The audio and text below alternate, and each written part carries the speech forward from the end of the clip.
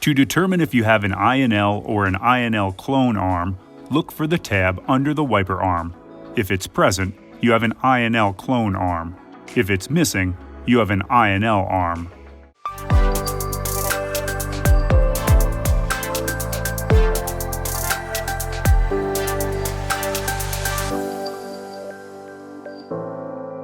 Here's how to install a Rain-X truck and SUV wiper blade on an INL arm. Locate the buttons on both sides of the adapter. Squeeze the buttons and flip open the cap. Next, to remove the adapter cover, hold the wiper blade with one hand. With your other hand, place your thumb under the arrow, grasp the adapter firmly, and pry the cover away. To remove the adapter spacer, locate the arrow on the spacer. Place your thumb underneath the arrow and pry the spacer away.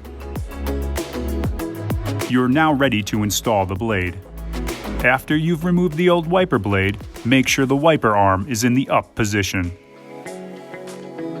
Insert the adapter under the hooks of the wiper arm and press into place. Close the cap until it locks into place with a click. Tug on the blade to make sure it's properly fastened.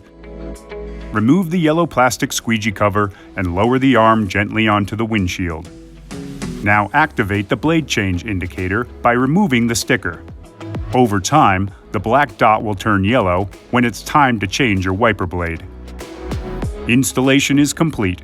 You are now ready to outsmart the elements with Rain-X truck and SUV wiper blades.